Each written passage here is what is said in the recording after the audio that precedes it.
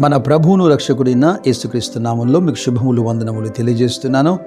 అనుదిన ధ్యానమునకు స్వాగతం. కీర్తన గ్రంథం 119వ అధ్యాయం 8వ భాగం, అనగా హీబ్రూ ఆల్ఫాబెట్స్లో 8వ లెటర్ అయినటువంటి హేత్ ఈరోజు మన ధ్యానాంశంగా ఉంది.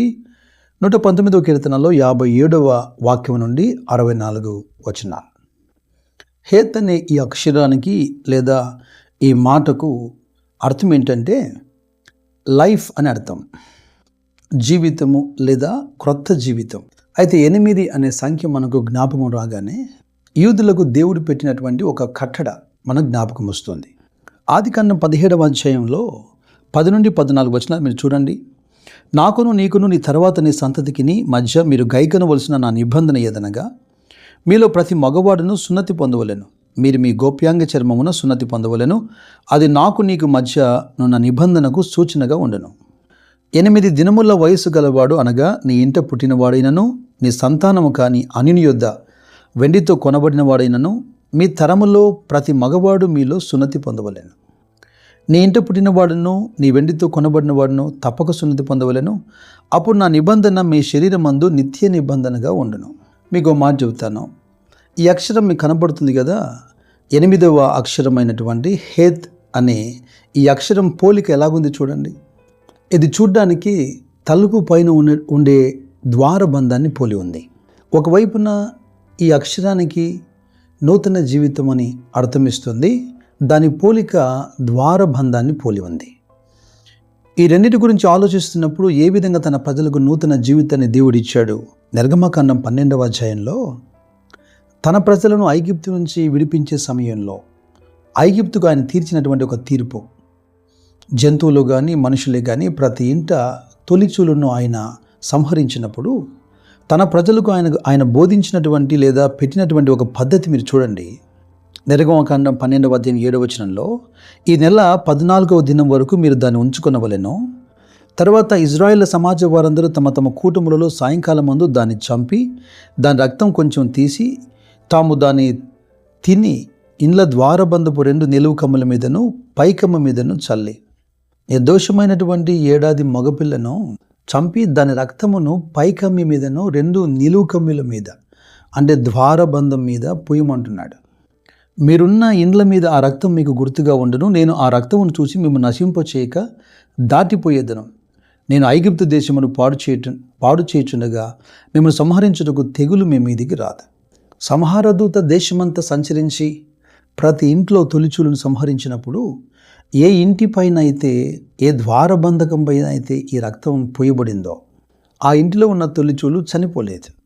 ఆ విధంగా దేవుడు మన పితరులు తన ప్రజలైన వారిని ఐగుప్తు నుంచి బయటికి తీసుకుని వచ్చాడు. ఇది దేవుడు వారికి ఇచ్చినటువంటి నూతన జీవితం. అయితే ఇందాక మనం చెప్పుకున్నటువంటి సున్నతి గురించి మనం ఆలోచిద్దాం. అపోస్తలుడైన పౌలు రోమీయులతో మాట్లాడుతున్నప్పుడు 4వ అధ్యాయంలో అబ్రహాము యొక్క విశ్వాసం గురించి మాట్లాడుతూ, అబ్రహాము యొక్క విశ్వాసం అతనికి నీతిగా ఎంచబడింది అని మనము నమ్ముతున్నాం కదా. మంచిది. అయితే అది ఏ స్థితి యందు ఎంచబడింది? సున్నతి కలిగి ఉన్నప్పుడా లేదా సున్నతి లేనప్పుడా? సున్నతి లేనప్పుడే అబ్రహాము దేవుని నమ్మాడు, అది అతనికి నీతిగా ఎంచబడింది. అయితే ఇదివరకే నీతిగా ఎంచబడినటువంటి అబ్రహాము ఎందుకని సున్నతి పొందాడు? మరియు సున్నతి లేని వారైనను నమ్మిన వారందరికీ అతడు తండ్రి అగుట వలన వారికి నీతి ఆరోపించుటకై అతడు సున్నతి పొందక మునుపు తనకు కలిగిన విశ్వాసం వలన అయిన నీతికి ముద్రగా సున్నతి అని గుర్తు పొందాను. మరియు సున్నతి గల వారికి తండ్రి అగుటకు, అనగా సున్నతి మాత్రం పొందినవారు కాక మన తండ్రి అయిన అబ్రహాము సున్నతి పొందక మునుపు అతని కలిగిన విశ్వాసం యొక్క అడుగు జాడలను బట్టి నడుచుకున్న వారికి తండ్రి అగుటకు అతడు ఆ గుర్తు పొందాడు. సున్నతి ద్వారా తనకు నీతి కలగలేదు, తాను పొందిన నీతికి ముద్రగా సున్నతి పొందాడు. అయితే ఇప్పుడు కూడా ఈ సున్నతి పరిగణలోకి తీసుకునబడుతుందా అంటే, పౌలు రోమీయులతో మాట్లాడుతున్నప్పుడు 2వ అధ్యాయంలో 25 నుంచి 29 వచనాల్లో చాలా స్పష్టంగా వివరిస్తూ ఉన్నాడు. నీవు ధర్మశాస్త్రమును అనుసరించి ప్రవర్తించు వాడవైతివా? సున్నతి ప్రయోజనకరమగును, కానీ ధర్మశాస్త్రమును అతిక్రమించు వాడవైతివా? నీ సున్నతి కాకపోవను. కాబట్టి సున్నతి లేనివాడు ధర్మశాస్త్రపు నీతి విధులను గైకొన్నెడలా అతడు సున్నతి లేనివాడి ఉండి సున్నతి గలవాడుగా ఎంచబడతాడు కదా అంటున్నాడు. ఒకడు సున్నతి పొంది బాహ్య సంబంధంగా వాక్యానుసారంగా జీవించకపోతే ప్రయోజనం లేదని, పొందని వాడు వాక్యానుసారంగా జీవించిన సున్నతి లేకపోయినను వాడు పాటిస్తున్నాడు కనుక సున్నతి గలవాడుగా అవుతాడు కదా అంటున్నాడు. అంటూ బాహ్యమునకు యూదుడైన వాడు ఇప్పుడు యూదుడు కాదు. శరీరమందు బాహ్యమైన సున్నతి కాదు. అయితే అంతరంగమందు యూదుడైన వాడే యూదుడు. మరియు సున్నతి హృదయ సంబంధమైనది, ఆత్మయందు జరిగినది కానీ అక్షరం వలన కలుగునది కాదు. అటివారికి మెప్పు మనుషుల వలన కలగదు, దేవుని వలనే కలుగు. సింపుల్గా ఒక మాట చెప్పాలంటే, పాత నిబంధన కాలంలో బాహ్య సంబంధమైనదిగా సున్నతిని చూస్తున్నాడు పౌలు. అయితే ఇప్పుడు కొత్త నిబంధన విశ్వాసులుగా బాహ్యమునకు ఈ సున్నతి అవసరం లేదు, చాలా క్లారిటీ ఇస్తూ వచ్చాడు కదా.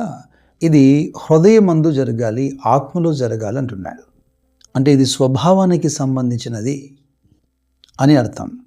మరి నూతన స్వభావమే కదా నూతన జీవితం. ఒక ఉదాహరణతో ఈ పాఠం ముగించే ప్రయత్నం చేస్తాను. లూకా సువార్త 15వ అధ్యాయంలో 17వ వచనంలో తప్పిపోయిన ఒక కుమారుని కథ గురించి మనం చూస్తున్నప్పుడు, అయితే బుద్ధి వచ్చినప్పుడు వాడు నా తండ్రి యొద్ద ఎంతోమంది కూలి వండకు అన్నము సమృద్ధిగా ఉన్నది, నేనైతే ఇక్కడ ఆకలికి చచ్చిపోవచ్చున్నాను. నేను లేచి నా తండ్రి యొద్దకు వెళ్ళి, తండ్రి, నేను పరలోకమునకు విరోధముగాను నీ ఎదుట పాపం చేసి తిని ఇక మీదట నీ కుమారుడిని అనిపించుకున్నట్టుకు యోగ్యుడిని కాను. నన్ను నీ కూలి వారిలో ఒకనిగా పెట్టుకునమని అతనితో చెప్పుదని అనుకుని లేచి తండ్రి యొద్దకు వచ్చాను. నేను ఎందుకు ఈ ఉపమానాన్ని చూపిస్తున్నానంటే, 119వ కీర్తనలో హేత్ అనే భాగాన్ని మనం ధ్యానిస్తున్నాం కదా. 59వ వచనంలో నా మార్గములు నేను పరిశీలన చేసుకుంటుని, నీ శాసనముల తట్టు మరలుకొంటిని అంటున్నాడు. ఈ తప్పిపోయిన కుమారుడు తాను పరిశీలించుకొని తండ్రిని జ్ఞాపకం తెచ్చుకొని పశ్చాత్తపడినట్టే భక్తుడు చెబుతున్నట్టుగా తరచూ ఈ నూతన జీవితం కోసం మన మార్గములను మనం పరిశీలన చేసుకుంటూ ఆయన శాసనం తట్టు తిరగబద్ధులమై ఉన్నాం. క్రీస్తు యేసులో మీరు నూతన జీవం అనుభవించినట్లుగా కృప మీకు సహాయం చేయనుగాక. God bless you.